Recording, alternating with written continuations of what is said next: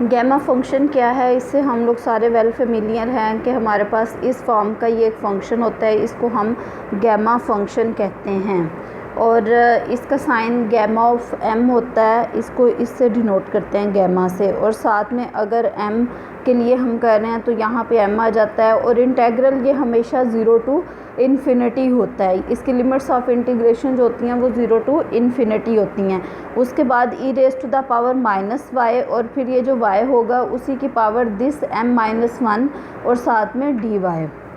तो इंटेग्रल आप लोगों ने याद रखना है क्योंकि इस डिस्ट्रीब्यूशन में ये यूज़ होता है। Gamma of m is equal to integral 0 to infinity e raise to the power -y raise to the power m-1 dy। या फिर अगर आप फैक्टोरियल में हमने अक्सर ये रिलेशन भी यूज़ किया है कि जिस नंबर का फैक्टोरियल होता है उसमें से अगर हम एक माइनस कर दें, जिस नंबर का गैमा फंक्शन होता है उस नंबर में से अगर हम 1 माइनस कर दें तो वो उसका फैक्टोरियल बन जाता है। ये गैमा फंक्शन और उसके फैक्टोरियल के दरमियान रिलेशनशिप होता है। इसके साथ साथ हमारे पास एक स्टैंडर्ड रिलेशन भी होता है कि गैमा ऑफ 1/2, अगर 1/2 है तो उसका जो गैमा होता है वो हमेशा किसके इक्वल होता है, ये हमारे पास पाई स्क्वायर रूट के इक्वल होता है। ये एक स्टैंडर्ड जो है वो इक्वालिटी है जो गैमा फंक्शन की फॉर्म में होल्ड करती है। तो देखते हैं अब गैमा डिस्ट्रीब्यूशन क्या होती है। Gamma distribution is also continuous probability distribution. आपने देखा लिमिट्स ऑफ इंटीग्रेशन जो है वो 0 टू इन्फिनिटी हैं। इट मीन्स ये क्या है, ये कॉन्टीन्यूस प्रोबेबिलिटी डिस्ट्रीब्यूशन है whose density function is given by, जिसका जो डेंसिटी फंक्शन है एफ ऑफ एक्स उसको हम लिख सकते हैं 1/γ of m e raise to the power -x x power m-1। अगर आप इस फंक्शन को देखें x की जो वेरिएशन है वो 0 टू इन्फिनिटी ही होगी। सिंपली हमने क्या किया कि ये वाला जो गैमा फंक्शन का ये वाला जो एक्सप्रेशन था ना, ये y के टर्म्स में था, अभी हम x के टर्म्स में ले रहे हैं क्योंकि यहाँ पे हमने वेरिएबल x यूज़ किया हुआ है। ये यहाँ पे था e raise to the power -y power m-1, तो यही चीज़ हमने यहाँ पे लिखी है e raise to the power -x x power m-1, साथ में हमने 1/γ ऑफ m भी कर दिया। ये हमने क्यों किया, क्योंकि नेक्स्ट हमें इसको प्रूफ करना पड़ेगा कि ये भी एक प्रोबेबिलिटी डेंसिटी फंक्शन है। ये जिस तरह से ये गिवन है कि ये प्रोबेबिलिटी डेंसिटी फंक्शन है तो इट मीन्स इसके एफ ऑफ एक्स के अंडर जो है वो एरिया अंडर द कर्व हमेशा 1 के इक्वल आएगा। जब हम इसको सिंप्लीफाई करेंगे तो ये एट द एंड गैमा आएगा और एक गैमा बाहर मौजूद होगा, ये कैंसल आउट होके हमें 1 देगा। तो प्रॉपर्टीज़ ऑफ गैमा फंक्शन क्या है, prove that F of X is a proper probability density function, or area enclosed by gamma distribution is unity. या फिर एरिया हमेशा यूनिटी होता है, या फिर दूसरी सेंस में हम क्या शो कर सकते हैं कि ये प्रोबेबिलिटी डेंसिटी फंक्शन है। तो पहली कंडीशन जो हमने चेक करनी है कि वो सारी प्रोबेबिलिटीज़ जो होती हैं वो हमेशा पॉजिटिव होती हैं। तो आप देखें कि एफ ऑफ एक्स का जो फंक्शन है वो हमारे पास है क्या, e raise to the power -x x power m-1 और साथ में 1/γ ऑफ m है। ये वाला जो x है ये 0 टू 1 के 0 टू इन्फिनिटी के इन बिटवीन है। इट मीन्स ये हमेशा पॉजिटिव ही रहेगा और एक्सपोनेंशियल फंक्शन हमेशा पॉजिटिव होता है। दूसरे वाला भी पॉजिटिव हो गया। अब सेकेंड कंडीशन हमने वेरीफाई करनी है कि area under this curve is always equal to 1। ये जो प्रॉपर्टी है ना, negative infinity to positive infinity, ये हमारे पास स्टैंडर्ड प्रॉपर्टी है। इस केस में जिस डिस्ट्रीब्यूशन की हम बात कर रहे होंगे उस केस में जो x की वेरिएशन होगी हमने वो वाली यूज़ करनी होती है। ये स्टैंडर्ड प्रॉपर्टी है, ये जस्ट मेंशन करने के लिए हम यहाँ पे इसको लिखते हैं। तो इस डिस्ट्रीब्यूशन में जो x की वेरिएशन है वो 0 टू इन्फिनिटी है, इसलिए हमने यहाँ पे 0 टू इन्फिनिटी रिप्लेस किया, 1/γ of m F of X की वैल्यू रिप्लेस कर दी जो कि 1/γ of m e raise to the power -x x power m-1 dx है। और इसको हमने किसके इक्वल प्रूफ करना है, 1 के इक्वल प्रूफ करना है।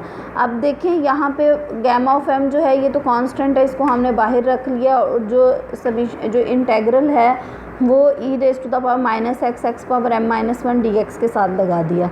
अगर आप देखें तो ये जो इंटेग्रल और उसके साथ वाला जो एक्सप्रेशन है अंदर वाला वो हमारे पास गैमा ऑफ m के इक्वल है। तो उसकी जगह पे भी हमने क्या लिख दिया, गैमा ऑफ m लिख दिया। तो लेफ़्ट साइड पे दोनों गैमाज आपस में कैंसिल हो जाएंगे, तो लेफ़्ट साइड भी 1 है, राइट साइड हमने 1 के इक्वल प्रूफ करना था। इट मीन्स ये प्रॉपर प्रोबेबिलिटी डेंसिटी फंक्शन है। नेक्स्ट हम देखते हैं कि इसका मीन क्या होता है। Mean of density function, simply हमने उसकी expected value of x calculate करनी है, लेकिन ये कॉन्टीन्यूस का केस है तो इसकी एक्सपेक्टेड वैल्यू ऑफ एक्स क्या होगी, सिंपली इस एक्स को उसकी प्रोबेबिलिटी से मल्टीप्लाई करेंगे। कॉन्टीन्यूस है तो यहाँ पे इंटेग्रल आ जाएगा और लिमिट्स ऑफ इंटीग्रेशन आ जाएंगी।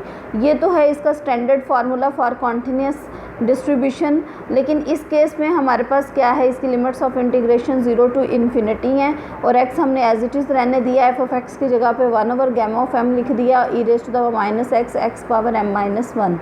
ये सारी टर्म्स हमने ऐसे ही लिख दी जिस तरह प्रीवियस हमने कैलकुलेट किया, सेम उन्हीं स्टेप्स को फॉलो करते हुए हम यूज़ कर रहे हैं।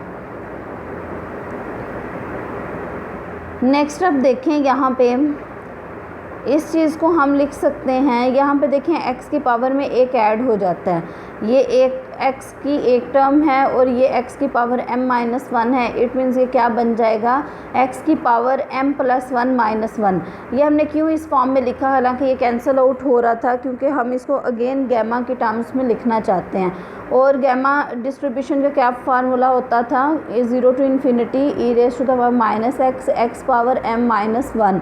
इट मीन्स आपने यहाँ पे इसको माइनस एक्स की टर्म्स में लिखना है, ये हमने लिख दिया। यहाँ पे जो है वो m-1 की फॉर्म में ही लिखना है, तो इसको हमने लिख दिया m+1-1। जब ये इस फॉर्म में होता था, m-1 की फॉर्म में जब हम इसको लिखते थे तो ये किसके इक्वल होता था, ये गैमा ऑफ m के इक्वल आता था, ये वाले m के इक्वल आता था। -1 से पहले जो एक्सप्रेशन है उसका गैमा बन जाता है। अब देखिए माइनस से पहले यहाँ पे m+1 है, इट मीन्स ये गैमा ऑफ m+1 हो गया। और बाहर हमारे पास क्या मौजूद है, गैमा ऑफ m बाहर ऑलरेडी मौजूद है हमारे पास। तो गैमा ऑफ m+1 को हम लिख सकते हैं, अगर हम इसमें से एक माइनस कर दें, 1 माइनस करें, इसका एक ये भी रिलेशन होता है, एक तो फैक्टोरियल के फॉर्म में होता है ना, gamma of m is equal to m-1 factorial, एक तो ये वाला रिलेशन होता है। एक दूसरा रिलेशन होता है जो गैमा की ही फॉर्म में होता है। अगर गैमा ऑफ m-1 है या कोई भी गैमा है, इसमें से आपने एक माइनस करना है, -1 इसमें से करना है, तो ये m हो गया और वही -1 वाला का ही गैमा आ जाएगा। तो ये इस फॉर्म में भी इसका एक रिलेशन एग्जिस्ट करता है, तो यही हमने रिलेशन यहाँ पे यूज़ किया। इसमें से एक माइनस किया तो m आ गया और इसी में से माइनस वाले में उसका गैमा ले लिया, गैमा ऑफ m आ गया। गैमा ऑफ m एक ऑलरेडी बाहर मौजूद है तो दोनों आपस में कैंसिल आउट हो जाएंगे, तो इट मीन्स m आ गया। इसका जो मीन होता है वो m के इक्वल आता है। नेक्स्ट है variance of gamma distribution. Variance क्या होता है, expected value of X square, इसमें हम कैलकुलेट करते हैं और ये हमारे पास किसके इक्वल आएगी, जब एक्सपेक्टेड वैल्यू ऑफ एक्स की है तो ये हमारे पास किसके इक्वल आई थी, 1/γ of m, gamma of m+1। जब हम expected value of X square calculate करेंगे, आपने इसी पैटर्न के थ्रू कैलकुलेट करना है। आपने प्रॉपर इसको 0 to infinity x² e raised to the power minus x x power m-1 dx किया। अब जब ये वाला 2 यहाँ पे ऐड होगा तो ये किस फॉर्म में चला जाएगा, ये वाला जो एक्सप्रेशन है ये हमारे पास बन जाएगा m+2-1। इट मीन्स वो गैमा किसका बन जाएगा, इस चीज़ का गैमा बन जाएगा, गैमा ऑफ m+2, और एक गैमा ऑफ m बाहर मौजूद है। तो इसको डायरेक्टली हमने यहाँ पे यूज़ किया, लेकिन आप इस तरीके से कैलकुलेट भी कर सकते हैं। 1/γ of m, gamma of m+2, ये इस फॉर्म में आ जाएगा और इसको फर्दर हमने 1 लेस किया तो m+2 में से 1 माइनस करेंगे तो m+1 बाहर और गैमा ऑफ m+1 आ जाता है। अगेन हम गैमा ऑफ m+1 पे यही वाली चीज़ यूज़ करेंगे, यहाँ तक कि बेसिकली हम इस गैमा ऑफ m को कैंसिल करना चाहते हैं, तो ये किस तरह से करेंगे, जब हम यहाँ से 1 लेस करते जाएंगे।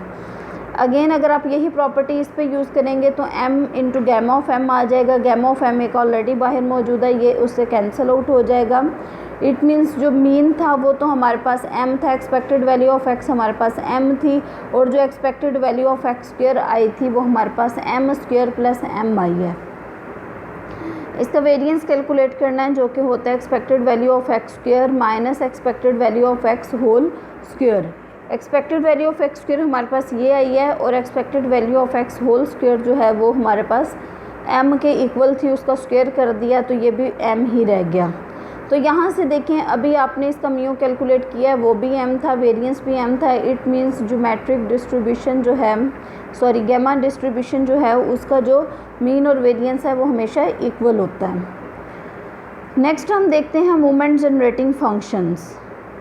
mx ऑफ t से इसको डिनोट करते हैं एज़ यूजुअल, और इसका जो मोमेंट जनरेटिंग फंक्शन होगा वो expected value of e raise to the power tx आ जाएगा। और इसको अब हमने इंटेग्रल की फॉर्म में लिखना है, 0 to infinity e raise to the power tx as it is आ गया, साथ में उसका f ऑफ x आता है। f ऑफ x के साथ ये 1 ओवर गैमा ऑफ m भी था, ये चूँकि कांस्टेंट है इसलिए इसको ऑलरेडी हमने बाहर लिख दिया और साथ में dx लगा दिया अंदर। तो ये 1 ओवर गैमा ऑफ m आ गया, ये भी e raise to the power tx है और ये e raise to the power minus x है। तो इसको हम लिख सकते हैं, दोनों की पावर्स को कंबाइन कर लें, e raise to the power t minus 1 into x आ जाएगा। अब देखिए यहाँ पे जो गैमा डिस्ट्रीब्यूशन की जो स्टैंडर्ड फॉर्म है बेसिकली वहाँ पे e raise to the power minus x होता है, ठीक है। अब हम क्या करते हैं, इस पूरे एक्सप्रेशन को रिप्लेस कर देते हैं माइनस y से। माइनस y से क्यों रिप्लेस करना है, क्योंकि इस फॉर्म में e raise to the power minus y आ जाएगा, क्योंकि इसकी जो गैमा डिस्ट्रीब्यूशन की जो स्टैंडर्ड फॉर्म है उसमें इस टाइप का एक्सप्रेशन है। तो t माइनस 1 इंटू एक्स को हमने माइनस वाई के इक्वल रिप्लेस किया, इसको सिंप्लीफाई करेंगे। इट मीन्स जो dx है वो भी dy के टर्म्स में हो जाएगा, और ये वाला माइनस हम यहाँ पे ले आए तो t माइनस 1 की जगह पे 1 माइनस टी हो गया है। इसको अगर हम दोनों का डिफरेंशियल लें तो 1 माइनस टी कॉन्स्टेंट है, ये dx is equal to dy आ जाएगा, और ये 1 माइनस टी इस साइड पे ले जाएंगे तो ये ओवर में चला जाएगा, क्योंकि इस dx की जगह पे अब हम ये वाली dx की वैल्यू रिप्लेस करेंगे। और x की जगह पे हम क्या रिप्लेस करेंगे, इसको सिंप्लीफाई करते हैं x के लिए, X T minus X is equal to minus Y, या फिर सिंपली आप यहाँ से इस वाले एक्सप्रेशन से वैल्यू फाइंड आउट कर सकते हैं, x is equal to Y over 1 minus T, ठीक है। तो इन सब की वैल्यूज़ की जगह जहाँ जहाँ पे x मौजूद है dx मौजूद है उन सबको हमने y और dy में कन्वर्ट कर देना है। इट मीन्स हम जो इसकी लिमिट्स हैं उनको भी y में कन्वर्ट कर देंगे। जब x जो है वो ज़ीरो है, जब x ज़ीरो है यहाँ पे रिप्लेस करेंगे, इट मीन्स y भी ज़ीरो आ जाता है। जब x इन्फिनिटी है, x यहाँ पे इन्फिनिटी रिप्लेस किया तो इट मीन्स y भी इन्फिनिटी आ गया। तो यहाँ पे ये सारी वैल्यूज़ हमने रिप्लेस कर दी, तो 1 over gamma of m dx की जगह पे ये वाला एक्सप्रेशन रिप्लेस कर दिया।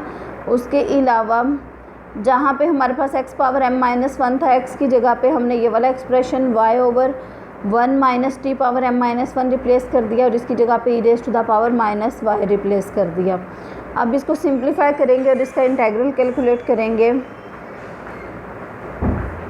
mx of t is equal to 1 over gamma of m integral 0 to infinity e raise to the power minus y over 1 minus T whole power m minus 1 dy over 1 minus T.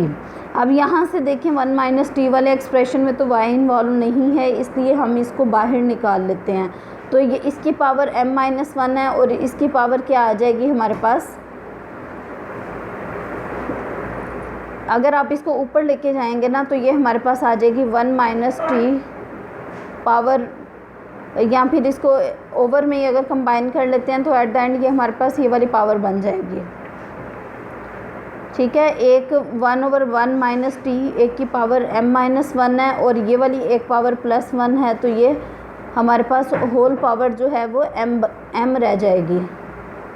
Integral अब हम लगाते हैं, इसका calculate करेंगे। Integral 0 to infinity e raise to the power minus y power m minus 1 into D Y. आपको पता है इस फॉर्म में अगर इंटेग्रल होता है तो इसको हम गैमा ऑफ m से डिनोट करते हैं, क्योंकि इसकी ये वाली पावर m माइनस 1 है तो इसलिए हमने गैमा ऑफ m लिख दिया। एक गैमा ऑफ m हमारे पास इस फॉर्म में आया है, एक गैमा ऑफ m जो है वो ऑलरेडी बाहर मौजूद है, तो ये कैंसिल आउट हो जाएगा। इट मीन्स जो इसका मोमेंट जनरेटिंग फंक्शन आया वो हमारे पास यही वाला एक्सप्रेशन रह जाएगा, ये वाला एक्सप्रेशन रह जाएगा 1 over 1 minus T whole power m, यही यहाँ पे लिखा हुआ है। यहाँ तक किसी का कोई क्वेश्चन है तो पूछ लें, बस यही टॉपिक हमने करना था।